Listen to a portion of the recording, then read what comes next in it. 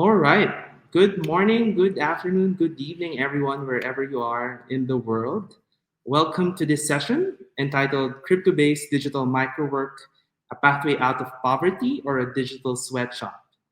We're glad that you can join us today and have a conversation about the digital microwork economy and its promise and peril towards greater financial inclusion. My name is Angelo Kalal, and I am joining you from Nairobi, Kenya.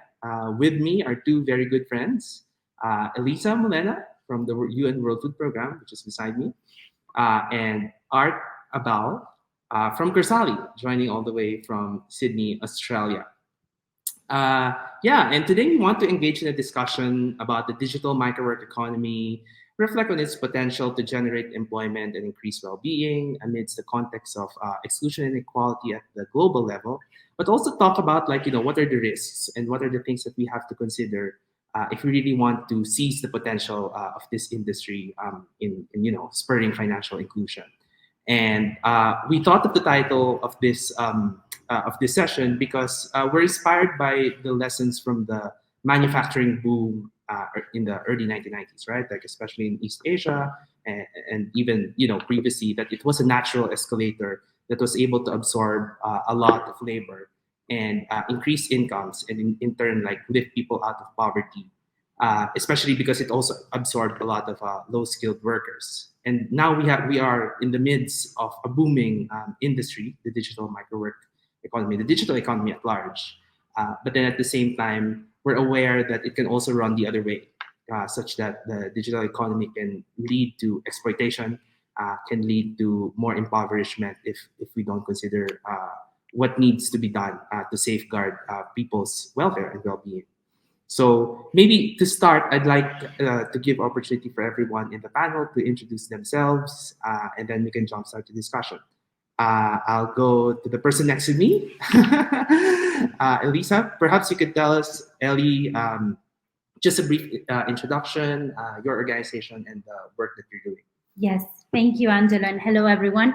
My name is Elisa Molena. I've been working for the Unwfp for 3 years now, and I am the global project lead of Impact, which is an initiative that started off as an innovation project within WFP, but now is a corporate project implemented in potentially all WFP countries.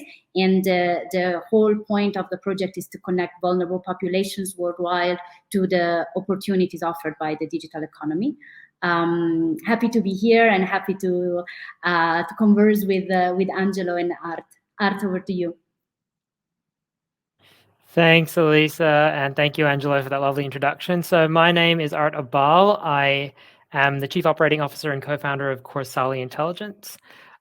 We are working to try to make machine learning and artificial intelligence accessible and impactful for everyone in the value chain. So that's the people who use the tools, but also the people who go into creating the data sets that go into machine learning and artificial intelligence, which we all know, or we should know, is a huge part of the development process of ML and AI.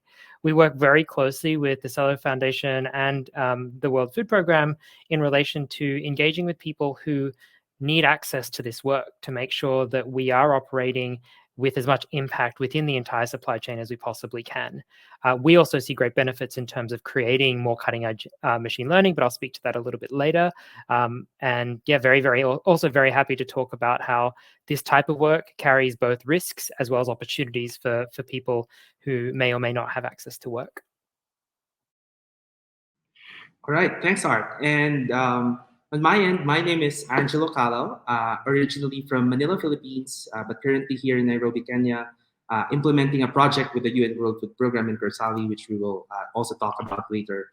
I am part of the Research and Innovation Circle of the Celo Foundation, and our mission is to really catalyze real-world use cases of Celo as a blockchain.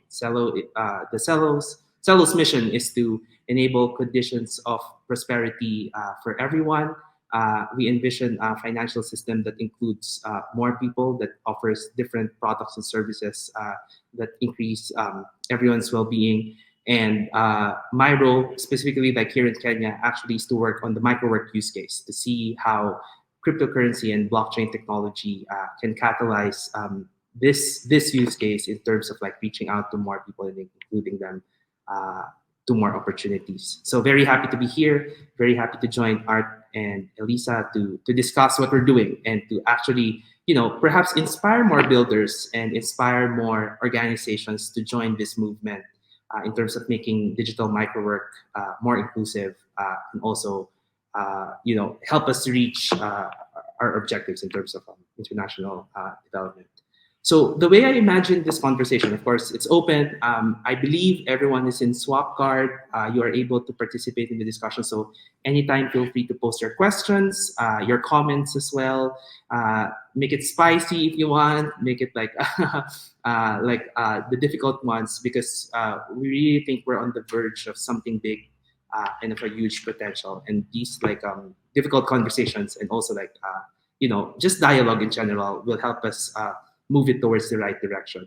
So I will have a conversation. I will ask Ellie and Art to share their views about digital microwork, as well as how we're using blockchain and cryptocurrency technology to maximize its impact.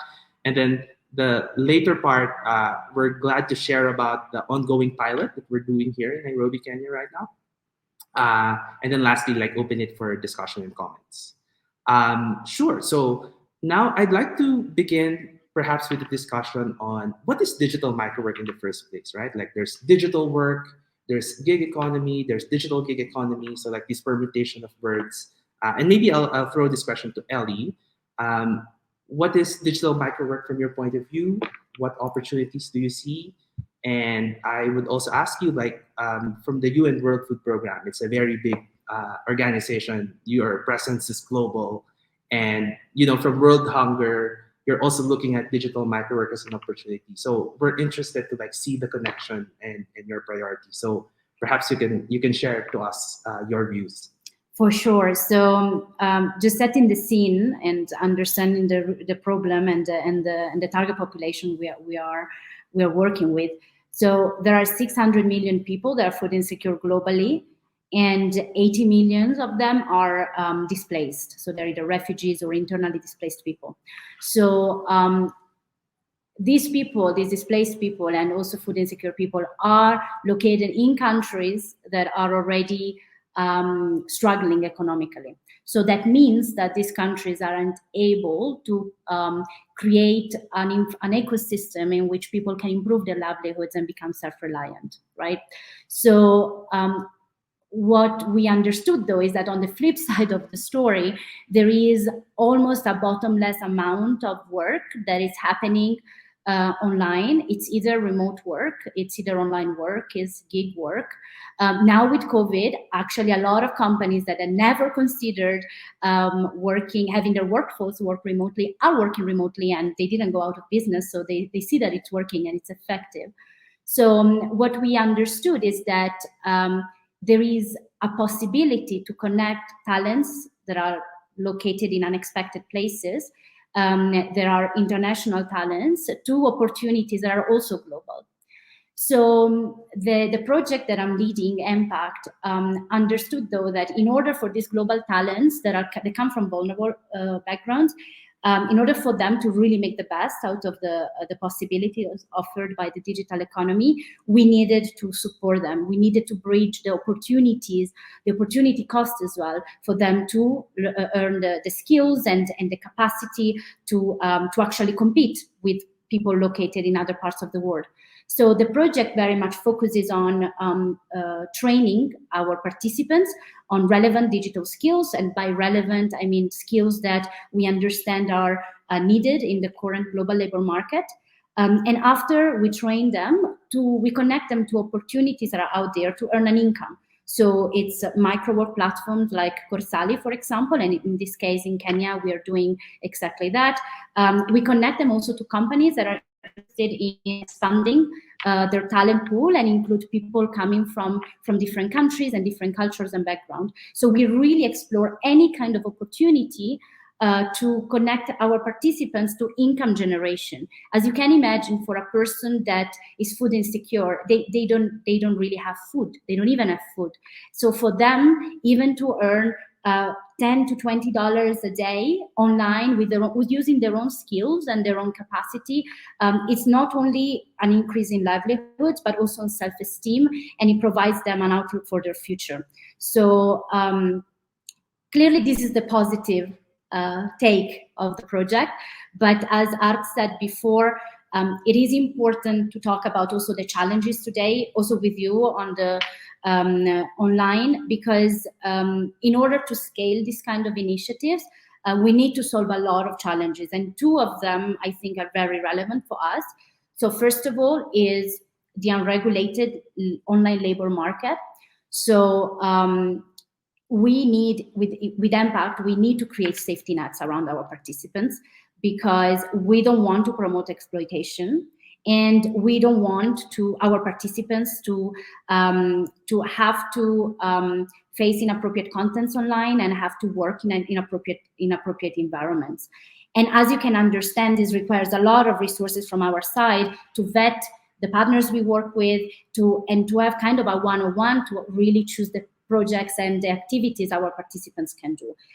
This is not going to be possible if we want to reach the 600 million people that are food insecure. And the second item that I think is very relevant for us and for our discussion today is digital financial inclusion.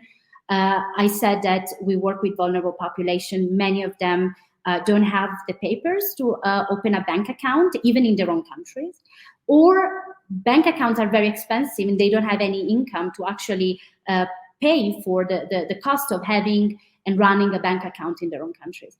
So this challenge, coupled with the fact that if you want to work online, you need somehow to earn the money and withdraw the money in some form or shape, doesn't allow us to scale and reach really the most vulnerable among the vulnerables. They are the ones that need this the most. So the pilot that we are running together with Angelo and Art, with Corsali and Celo, really wants to understand whether we can create a model which allows us to involve vulnerable populations, that allows them to gain the skills that they need to be successful online, to compete with people all over the world, and also to get paid fairly and digitally. So yes, I think that this is pretty much it. So I hand it over to you, Angelo. Yeah, maybe a little follow-up on that, Ellie. Yeah. You've been to many places because of your work. Maybe just to concretize it for our audience and listeners, could you think of like a story that you could share about the participant in your Impact program whose life perhaps has changed? Maybe change is too big of a word, but maybe like just to demonstrate the potential of digital microwork in terms of like lifting these food insecure people, as you've mentioned. Yes. So I think that, I mean, we have a lot of stories, but one story that you also know and you experience yourself is the current cohort that we have here in Kenya is trained and being coached by the Impact cohort that came before them. So, and many of these participants of the first cohort managed to earn the first money online on Microwork platforms, and that allowed them to purchase a laptop and be able to purchase internet bundles and pay for their electricity. So they were also very smart financially. They understood that the first money they earned, they had to invest it in order to get the infrastructure needed for them to be successful. And Ian, for example, from here in Kenya, he is now a colleague of mine in WFP. So he was hired by WFP as an IT assistant, and he was homeless when he joined Impact. He was crashing the couch of a friend of his in Kibera. And Kibera is one of the biggest informal settlements in the world. But we have also stories of our participants going through getting some money from Microwork, going through additional training because they could pay for additional training, and becoming software developers, learning how to code on Python, and developing products and opening their own, like, let's say, gig and freelancing gig online, developing products for other people globally. So I think that we have a lot of stories like this, and this is when it works well, and this is when it's actually successful. And we do believe that we can scale these anecdotal stories to actually reach millions of people with this kind of initiative. Yeah, thank you for that. And yeah, as we mentioned, like our pilot is live right now. We're reaching to 200 participants. We'll elaborate on this later, but I expect more stories like this, like us seizing the opportunity. Yeah, I want to turn it over to Art, because Corsali is a new and entrant to the space, right? Like a new player in the space, and machine learning and artificial intelligence, as everyone says, is the future. But then at the same time, I think you guys are entering with a different approach. Perhaps like I'd like to hear your response to how Ellie describes the digital economy, how Corsali sees the digital economy, and what's the difference in your approach, basically. Yeah, thank you both. Ellie, I think I agree with almost all of the insights that you shared there. I would, in terms of how we define digital microwork at Corsali, it's very much geared towards artificial intelligence and machine learning. So there are some tasks that people will do online that we wouldn't classify as digital microwork because it's not in that vein of machine learning and artificial intelligence. But each company does things differently. Each of the platforms that kind of work in this space do something a little bit different, which is again to that point of it's a really unregulated space. And at Corsali, we developed the full stack solution. So that is machine learning as well as a data collection, data annotation piece. And the reason why we focused on doing that is we think we can make better AI by engaging more closely with the supply chain. I worked for several years in the development of training data, and the common gripe that we get from the industry is my data is bad, it doesn't work, et cetera, et cetera. And we are going to market with this model of working much more closely with the people who are developing these data sets for us so that if we need to change methodology midway, we can. And we have, in fact, on a couple of recent projects that we've been doing with Unwfp, where we're able to really be responsive to the needs of the machine learning engineers and to be able to develop much better machine learning tools for the industry. That's, I guess, the industry business case for it. And we're definitely all for that, because on the other side of it is, to the point and to the title of this session, the sweatshops of tomorrow, I hate to say, they exist already. There are many of these terrible digital sweatshops existing around the world because it is such an opaque space. It is such an it's such a poorly regulated space. And it's easy to go into a market, say, for instance, Burundi, where the minimum wage is less than 1 cent an hour, and to not feel like you're exploiting people by paying them 1 cent an hour. That's definitely not the model that we adopt. But there are certainly players out there who will happily adopt that model. And much the chagrin of the machine learning engineer, because they end up not getting the best data and not being able to be nimble with their projects.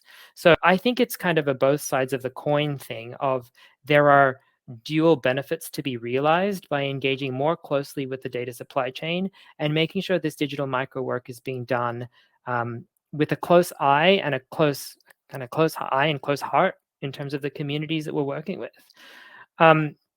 And Corsali's approach has really been about accessibility, which is why we partner so closely with Celo. And as Ellie mentioned, like a lot of the people in the world are unbanked, and these are the people who probably need digital microwork or any support more than anyone else in the world. And so it was a no-brainer to us to be partnering with a place like Celo that really wants to increase prosperity for folks. We're also a mobile platform, so we're also recognizing the fact that upfront capital investment into laptops and other forms of technology can often be inaccessible. So we're really underscoring accessibility as a way to drive innovation, but also to drive impact. And I guess that kind of leads me to the tail end of the story of crypto we see as enabling the world's talent in a way that current traditional banking frameworks really limit access to talent for companies like us. We see crypto doing the exact opposite, and we're incredibly happy to be working with Celo. Incredibly happy to be working with Unwfp on this work in Kenya to see whether or not we can generate these economies and provide accessibility and social uplift to a lot of these communities. Just to kind of ground it in an example, typically digital micro work, like a task, will get paid anywhere from between 1 USD to 10 USDs per hour, depending on the complexity of it. There are cash out providers out there, I won't name them, that charge you 2.4% plus 50 cents a transaction to cash out. That takes almost a quarter of somebody's hourly wage out of their ability to earn. And these are folks for whom that $2.50 or however much it is could be the difference between eating that day and not eating that day. So folks like Celo really do amazing things in terms of enabling people, but also enabling us to have access to that talent. So yeah, I'll leave it there, and maybe that's a good segue into some points about Celo for you, Angelo. Yeah, and maybe before I jump to that part, Art, I think we have a very interesting question for the audience, for the benefit of the audience. Could you describe the type of work that is offered in the Corsali platform? Just like, again, to concretize what type of digital microwork are we referring to? Yeah. So, in fact, this is the subject matter of the training program that we're currently running with the World Food Program in Kenya. So we skill people up on predominantly data annotation work, which, and we're focusing on 5 core areas of data annotation work. So that is image annotation, so anything from 3D annotation to bounding box annotation, which that's one area. There's data validation work, which allows somebody to categorize information, which then goes into the training data sets for machine learning. There's transcription work, which is exactly what it sounds like, being able to transcribe text from images or text from audio. There is web research work, which is a little bit more sophisticated forms of data validation, which allows somebody to do a little bit more kind of web micro research to answer some questions. And the 5th piece, let me just double check. Oh, we do specialized image annotation or specialized skills annotation. So if somebody has an example of that could be identify potential fault lines in these images of pipes. So that is more the highly paid work, but that is for people who are able to skill up and be able to do that kind of work. The specific tasking itself can be like the basic task structure is you get given an input and you have to provide an output, which is the data annotation. So for the image, for example, you're given a blank image or an image of the road or a road, and your annotations will put bounding boxes around the cars so that you can teach a self-driving car how to identify another car, and so on and so forth. A multitude of use cases for this kind of stuff because of the multitude of use cases for machine learning and artificial intelligence. So it's kind of hard to summarize all of that work, but I hope I've done it some justice. Feel free to email me if you have any other questions. And I guess that drives the point, Art, like the range of skills required for this type of work is really wide, right? Like you have very specialized ones, such as you said, like specialized annotation. You might need like a careful eye to detect certain, fault lines in pipes, but also like low level skills, I would say, like simpler data annotation of like, is this a shirt, is this not a shirt?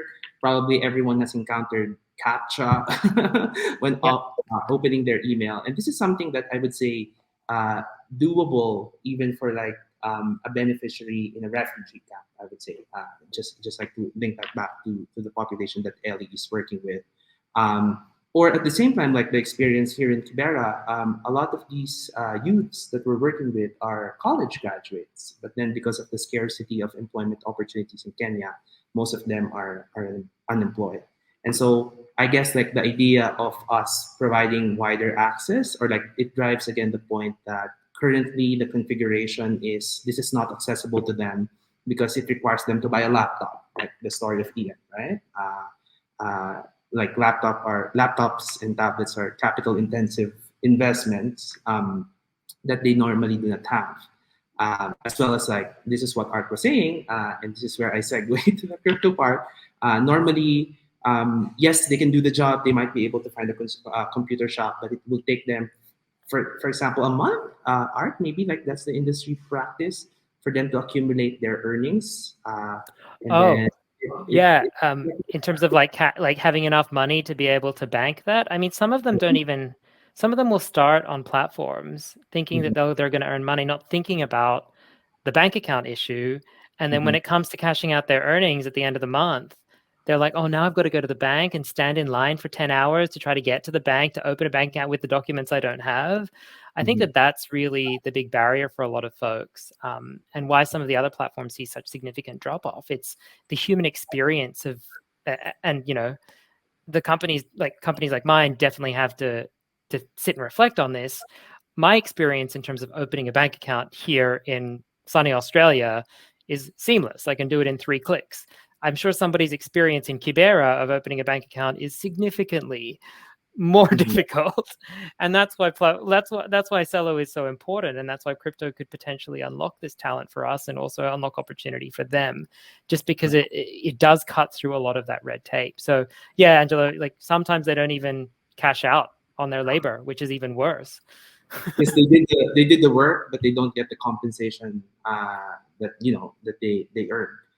But yeah, I think that's a very important point, and at least for us from Celo Foundation, when we develop the technology, right, like Celo as a platform, our vision really is for this to create conditions for prosperity for everyone. That's why we're really focused on real world use cases. I know everyone. Should have heard crypto at some point today and how you're missing the bandwagon in terms of like the exponential yields as well as like the increasing prices. But really, I think for me, as at least even at the personal level, the ability of the technology of cryptocurrency and blockchain to kind of like transform how things are done, and as well as like increase the access is just tremendous. But we need builders and we need like the brightest minds to develop the solution. And to be concrete about this, the difference of Celo among other blockchains is that we're mobile first, and we're thinking about the statistics is like there are 6 billion smartphones around the world, but in the Philippines, that's the statistics I can think about. Financial inclusion is still very low. Not everyone has a bank account. But imagine a world where through your mobile phones, you're able to access financial tools and services. You're able to receive your compensation. And then you're able to use that money to share and realize value. And I think that's the main benefit that crypto brings. As Artie mentioned, to make this more practical, crypto allows, or like the blockchain allows us to make small cross-border transfers. So Art's company is based in the United States. So the source of income is coming from the United States. We have workers here in Kenya. And once they complete an image annotation or web research task, in a matter of seconds, Art is able to send their money to a digital wallet, a mobile wallet. And actually, the mobile wallet we're using for this pilot is Valora. And Valora allows them to keep their currency, their money in a safe and secure manner. And so, like, this is a new experience for a lot of beneficiaries because, as you've said, it's a rigmarole to open a bank account, and oftentimes, they just give up. Like, this is not an opportunity for them. They continue to look for other opportunities. So that's the first one. But the second thing I wanted to emphasize, the second thing that distinguishes Celo from other blockchains is our emphasis on making DeFi accessible to more people. Like, I guess the revolutionary or like disruptive idea of decentralized finance is traditional institutions right now have, in a way, have been organized around exclusion. I will say that with well, with bravery, especially because of various reasons, right? But then, like, it does not allow people to really enjoy the ability to have different options in terms of financial products and services. And so, like, through decentralized finance, through distributed ledger technologies, we are able to provide more options for the underserved population, for more beneficiaries. And in this pilot in particular, we've been doing series of pilots, but in this pilot, we're engaging with more builders, DeFi builders and applications, so that the money that they earn from the Corsali task, they're able to kind of like think about different ways by which it can also further grow, right? Like savings platform, like perhaps like a lending platform. In the Celo ecosystem, we have what we call an Alliance for Prosperity. We have more than 100 plus members thinking about this. We're all mission aligned, thinking about like how can we really, transform finance and make it more accessible to more individuals. And so, yeah, I guess the vision here is like I think as more opportunities in the digital microwork economy open, um, I guess a crucial part there is making it accessible for like from Corsali's point of view. You're making this work accessible by mobile phones as well, and then for us being able to receive it through their mobile phones, the income that they receive, and then have access to more DeFi products. That's like the idea, and we need more people to work with us and join this movement. Um, yeah, maybe to continue the conversation, something like maybe Ellie, like when we approached UNWFP and you heard about this idea, what were like your impressions, so to speak? Like what excited you the most about it? At the same time, like just like being aware also, like what was the scariest part for you as well, like the riskiest, so to speak, that Yeah. I want to take care of this or make sure that this is taken care of. So I think that innovation within the yuan is always a risky business. And I would say that when we discussed this the first time a few years ago already, for me, Kenya was a safe environment because like I knew that if something would have not worked, we would have had some plan B and C. So the most important thing was to pilot it in an ecosystem where we could really bring the results that we wanted to bring. And then if the solution is solid enough, I can bring into the Afghanistans of this world, the Yemens, the Colombia, the Venezuelans of this world, right? So first of all, I wanted really to understand whether we could make it work, and I think that here in Kenya we are proving that we can make it work. The risk that I saw were, first of all, from a work perspective, I wanted really to see whether we could find a partner we could rely on, because we had to collaborate with other partners in the past that didn't manage to support us in the way that we wanted to be supported. And to be honest, we're very lucky to have Art and Corsali on board, because from the very beginning we set the expectations right, and Corsali was able to really support us in training, but also help participants earn an income in a safe environment. And the other risk that we saw was definitely the crypto uptake and understanding, because it's also very important that these young people that, already use digital services, like financial services, like M-Pesa here in Kenya, it was important for them also to understand crypto and appreciate it, because they would be paid their only income in crypto.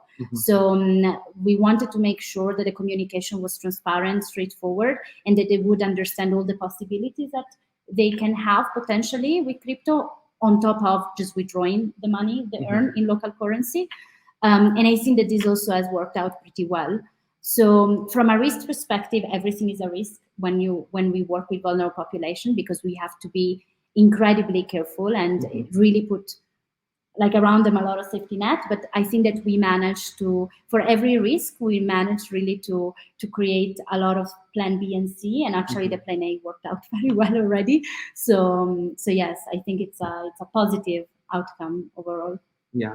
Yeah, and maybe from your point of view, Art, like for Corsali, something like what has been the most difficult part in terms of like, I guess as you've said, like you're approaching the industry differently, like and as you've said, I think the part that worries me is like these digital sweatshops are already existent. Where do you see, like, what do you see as like a tipping point, I would say? How do we change mindsets within the industry? How do we, like reinforce the safeguards that WFP is building, even if, this is systemic, there might be some regulations involved, but just like your views in general, how do we prevent this from going the wrong direction? Yeah, I mean, I think that's a $1 million question, and I think it's something that there's a bit of an education piece to that. I don't think a lot of people are aware of exactly how scary some of these data supply chains are. And I think that there needs to be greater attention focused on that in the industry. We use ML tools and AI tools every day. If you're using a social media app, you've been subject to an ML tool. Do you know what data has gone into that? Do you know that hasn't been produced in the same way as our clothes were produced in the 80s in factory collapses? So I think that there needs to be a little bit more education for the end user and consumers about exactly what's going into their machine learning. As you mentioned, I think a little bit earlier, Angela, ML is becoming a huge thing, right? It's got massive growth every year. So it has the potential to do amazing things, but it also has the potential to do some terrible, terrible things for people who are already suffering. So I think that's the first one, greater education. I think the second piece is there needs to be some sort of governance structure. And I think, Elisa, you tipped your hat to this idea of like, how do we create more governance in this industry and in this space? And I'm not saying this in a way to kind of frustrate the industry. I'm saying this in a way of we can get better data if we have better data governance. We can get higher quality data from people around the world if we have better data governance. But there just seems to be this assumption in the industry that cheapest is best. Despite the fact that time and time again, cheapest has proven to not be the best when it comes to developing machine learning tools. So I think governance in the industry, either self-governance or some sort of kind of collective action to make sure that we're producing data in a ethical and transparent way, and we're procuring data in that way, that's also a really, really good piece. And then I guess the third thing is just people who are buying data, like the data buyers, the large ones. And a lot of folks in the United States, or I think the United States is probably one of the largest data buyers from a country perspective of the world. I think that increasingly a lot of those companies are thinking about these things. The Global Impact Sourcing Coalition, for example, the IOP Center of Excellence for Impact Sourcing. Impact sourcing has become an incredibly important thing in the tech space. And a lot of players are now moving into this to try to really understand what their supply chains look like from a data perspective. So I think we're going to see a little bit more movement there. I'd like to see more movement in a global governance regime. And I'd also like to see end user customers be a little bit more active as advocates for understanding where their data came from, just in the same way that I try to understand where my clothes came from. Right. Yeah, thanks for that, Art. And I guess the risk also goes the same way for crypto, right? Like crypto, the buzz is picking up. A lot more people are starting to invest and look at all these projects happening, and it's exciting even from our point of view, right? Like because like these innovations, as the industry matures, there will be more potential as well as like as I keep on saying in this session right now, it's like it can go the other direction. But yeah, I agree with Art and Ellie. There's a lot of education needed to really teach folks what crypto is and to understand what is its potential, as well as like how different it is from regular banks. Like at the end of the day, we're trying to give them access to finance. But then, like for example, to be concrete about it, Valora, the digital wallet that we're using for this pilot, is a non-custodial wallet, meaning they will only like the user has complete control over his or her funds, and as you've heard, like the only way that they could access their fund is through this recovery phrase, right? And so like the customer service of Valora, for example, would not have the ability to reverse transactions if they made a mistake. And for some users, as we've said, one part there is like we want to make sure that they receive the compensation for the tasks that they do, but also we want to make sure that they also understand where it goes, how it's spent, and it's not lost. And so like in the pilot, we try to continuously expose them to the concept of crypto and be comfortable with it, but also educate them what the risks are. And I think like that education piece is like a very strong theme, especially when we're dealing with this type of population. The other part there is, of course, security is an ongoing discussion in the crypto space. We have heard a lot of scams. Aside from like, it's one thing to lose your recovery. What do you call this? Your recovery phrase, but also like to be scammed by another person who might have more knowledge about crypto. I think that's also one thing that we want to prevent, because we may be taking them out from a vulnerable situation, but then we're opening up new vulnerabilities to them. And of course, that is something that we do not want. Yeah. So there is. So questions are like, feel free to post your questions. We have another question here. Um, as we continue the discussion. So I wanted to understand if blockchain as a technology can reach underserved population with low internet penetration. Um, our answer is yes. I think we're trying to Celo, because of its mobile first approach. We're designing things to be low on data. One thing that we're testing, at least Kenya might not be the best example here because the internet connection here is good. But we did so like our products and services in the Celo platform. We're making sure that they're compatible even with low-end devices. I think that's a very important point of access. But also like even in low internet environment. And the technology, of course, like you have to consciously design it. We've run pilots in the Philippines, for example, in Colombia, areas in Colombia where internet is not the most reliable.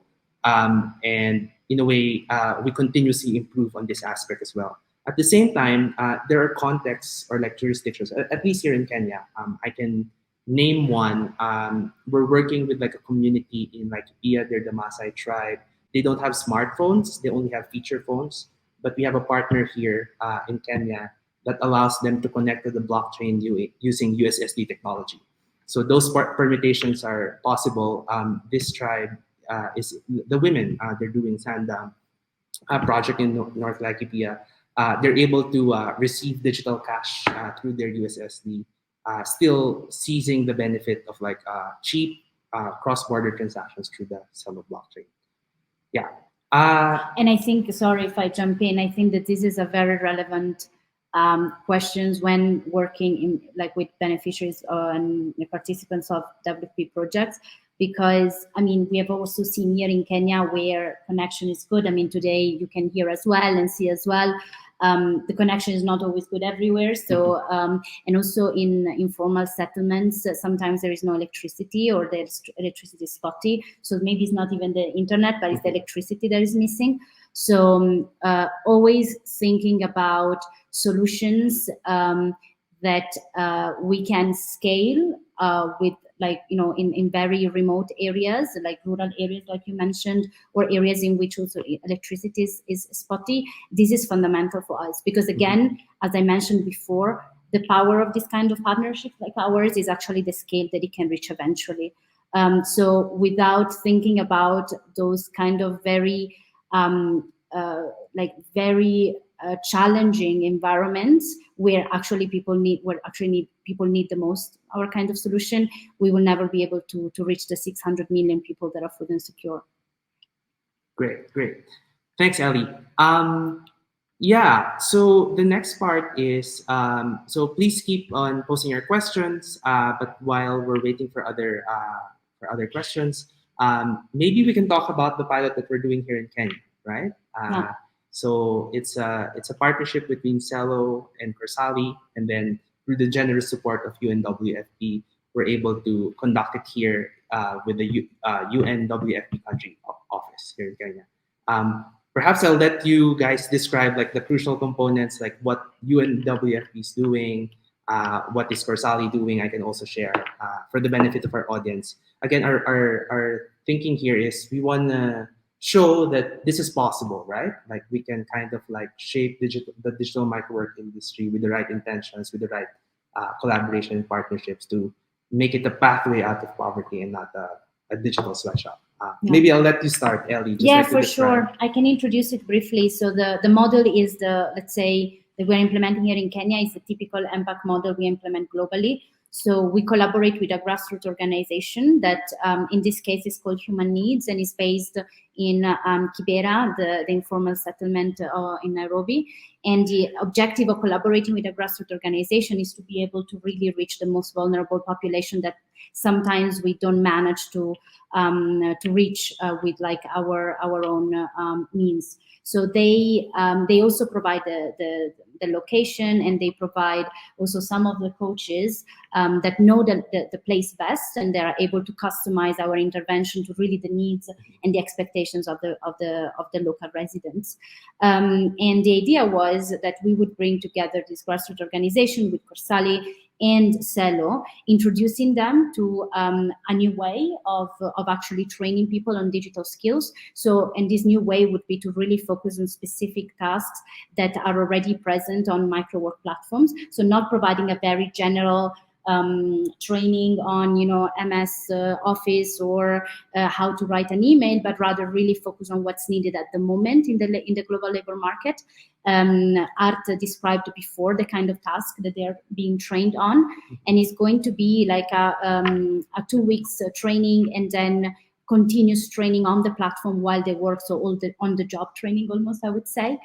And the populations that we are targeting is the youth between 18 to 35, which is actually the largest bunch of the residents of Kibera, and they are people that they are, yes, food insecure and vulnerable, but also have already some beginners digital skills, so that we manage to bring them from like a lower accuracy level, so a lower somehow expertise on the tools that Corsali is training them on a point in which they can be competitive in the global market and reach the accuracy of fellow global colleagues based in the US or in Europe.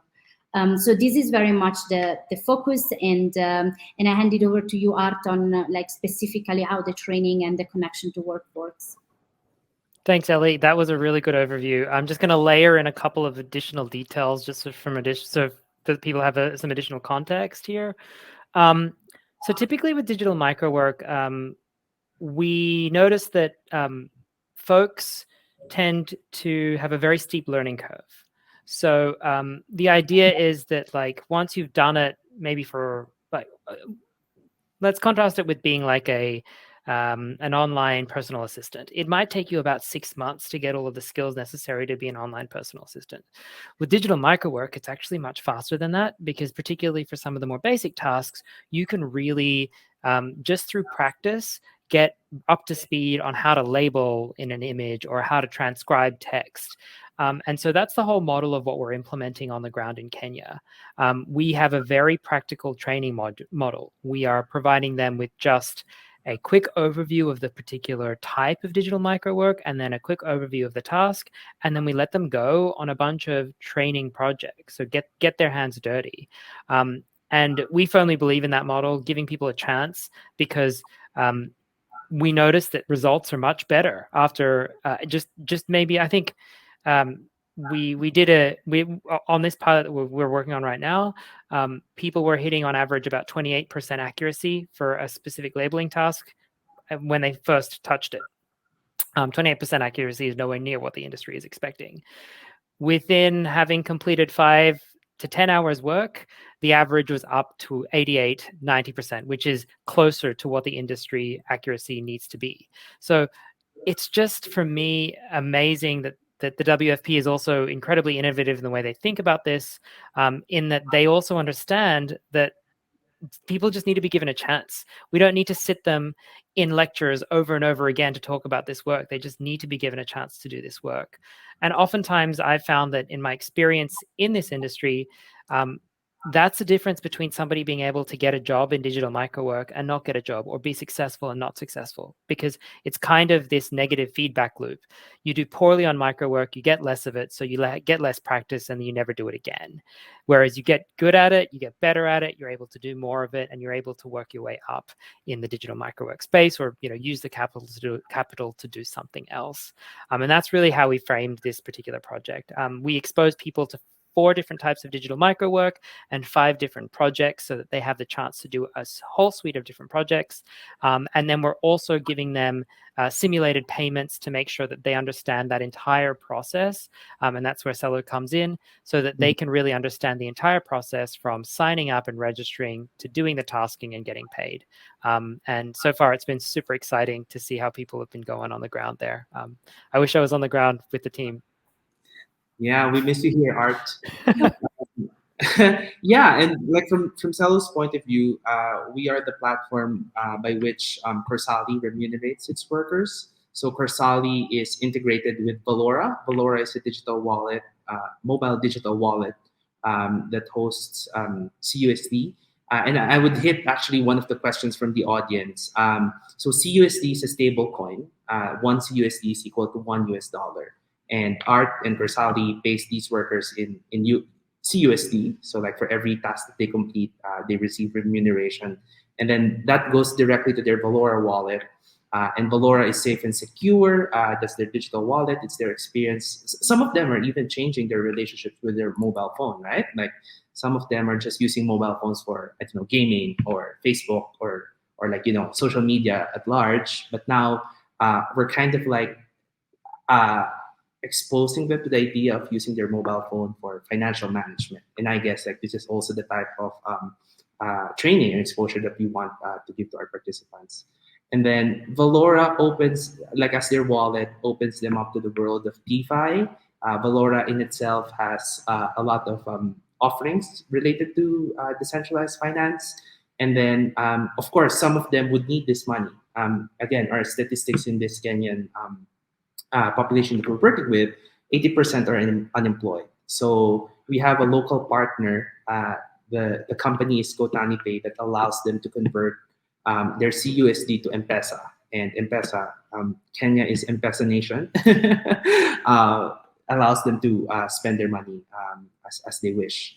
But then at the same time, Valora, by holding CUSD, as I've mentioned, we have other members of the Alliance for Prosperity that offers DeFi products and services for them, savings, loans, and up and coming organizations and apps that will increase the experience for them and that will let them like realize their value.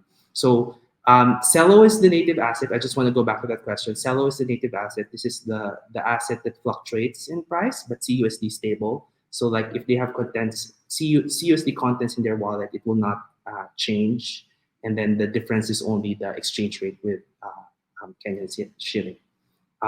Actually, interesting tidbit. We were talking to participants today. Some of them actually understand the difference between Celo, the native asset, and its fluctuating price, and also CUSD. And some of them took the opportunity to convert some of their CUSD to Celo because they want to invest. They're bullish on Celo, and that makes my heart leap. And yeah, and hold Celo as an investment. So this is like I think from our point of view, this is the type of like financial opportunities that we want to offer to our participants, especially as long as they have a mobile phone. Yeah. Yeah. So we have 8 minutes left in this conversation, and we've covered a lot of ground. We'd love to give the remaining time to our audience. We're all online, but that should not stop us from having engaging conversation. So there's one here. I'll read it. Would it be reasonable to say that as AI capabilities develop, these jobs might disappear, or that workers will constantly need to update their skills to stay useful? Maybe this is a question for both you, Ellie, and Art. Like I can just say like something very briefly because I'm not an AI expert. I would say that everyone always needs to update their skills. Like even my job might be, hopefully I'm gonna go out to work soon because the project works so well and I'm not necessary anymore. So from a perspective of the skills for the future, I think anyone is on the same boat, and we need to keep upskilling ourselves constantly. Mm-hmm. But then on specifically AI, Art, over to you. Thanks. So this is actually a very it's a very common question that I get asked in terms of digital microwork as to whether the work will run out. So I'm trying to explain this without being technical. So AI will tend to work for the majority of use cases with a very basic set of training data. The further and further away you get from the normal distribution, so when you're in the second or third standard deviations, you start to encounter very subtle use cases that requires the AI to be more sophisticated in the way that it understands that particular environment. So I'm going to ground it in a really quick example of like identifying a car if you're developing a computer vision model for a self-driving car. So a standard car in normal weather, awesome, fine. A car that's obscured by shadow, maybe a motorbike, which is also a type of vehicle that you could see on the road. These sorts of things will pop up and will cause the algorithm to fail. Now, we don't ever want that algorithm to fail, particularly if lives are on the line.